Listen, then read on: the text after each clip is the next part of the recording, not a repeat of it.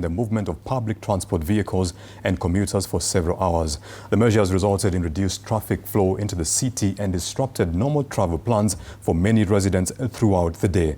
Our very own Andrin Kilemi and Marion Chebet are in Nairobi CBD monitoring developments and bringing us the latest updates. Andrin Kilemi, if you can hear me, good evening. What is the situation on the ground at the moment?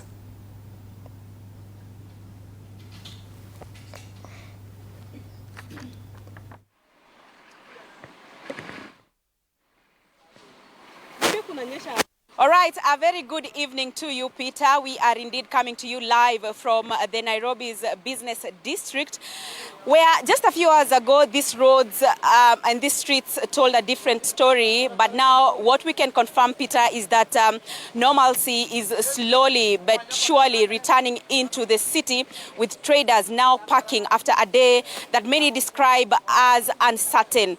Now, earlier in the day, our reporters reported having not spotted a single PSV car on these roads. But now what we are witnessing is that the matatus are slowly returning into the roads, although the drivers are complaining and saying that there are no passengers to take home, and if they are there, they are only a handful. If you can just pan to my right, Chebet, you can see that we are standing right at the Kencom stage, where the Metro Trans vehicles apply different routes. And as you can see, is that I can be able to count at least 1, 2, 3, 4, 5, 6, 7, around 8 vehicles that are parked on this road. And drivers are just seated into these vehicles without passengers to take home. And if they are there, as I mentioned earlier, that there are only a few. Although I can notice that there is this one matatu that is full of passengers.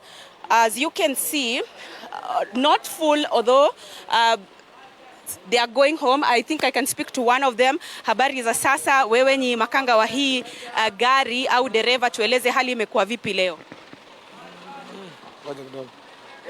Leo kazi imekuwa ngumu kidogo kwa sababu watu waliogopa kuja town. Ndio maana tuko hapa mpaka hii masaa. Sasa hivi tungekuwa tushafunga kazi. Kwa hivyo unaweza sema umeenda trips ngapi hivi leo? Leo ni trip 2 peke yake. Na kwa siku ya kawaida wewe unafanya trips ngapi jioni? 5. Trip 5. Kwa hivyo unaweza sema umekadiria hasara ya shilingi ngapi hivi? Kama tuseme kwa sababu mwenyewe atapata pesa ile alikuwa anafaa kupata. Hata mafuta ile inafaa kukunya itakunya hivyo. Na sisi tutapata ile pesa tunapata kila siku. Hivyo ni kama tushaenda, kila mtu ashaenda hasara kwa siku ya leo. Sawa sawa, asante sana. I think I can also speak to another one. Kuja karibu tafadhali, tueleze jina lako ni nani na hali imekuwa vipi leo kibiashara, hususan katika sekta ya matatu? Haya, kwa majina ni Douglas Mose, conductor wa Metro Trans. Leo kazi imekuwa ngumu. Walikuwa wamesema maandamano, watu hawakuamuka. Tumeona siku ndefu sana, kama gari zetu zimetembea bila watu. Tuko na hasara ya mafuta, wenyewe hawajapata pesa na hizo gari zinalipa roni. Sasa leo tumehangaika hapa Ambassador mpaka saa hii usiku, na tulikuwa tunafunga mapema sana. Saa hii siku leo, hii siku imekuwa ngumu sana. Asante sana. Let's hear from another gentleman. Habari za sasa, tueleze wewe ni nani hapa Metro Trans na hali imekuwa vipi hii leo? Kwa majina naitwa Clinton, ni conductor wa Metro Trans. Leo kazi imekuwa mbaya, tumeenda trip 2, nafaa kwenda trip 6. So leo hata tujui kama tunaweza pata hata mshahara. Okay, sawa sawa. Asante sana kwa muda wako. Peter, that is the situation right here at the Nairobi Business District. We are reporting live from the Kencom stage, and as you've heard from the drivers as well as the makangas who have spoken to us, is that business has not been as usual. Remember, today marked exactly 2 years since the Gen Zs took to the streets to protest against the 2024 finance bill, which they said would increase the financial burden on the common mwananchi. That's all we can report from the Nairobi Business District, that normalcy is slowly but surely returning into the city.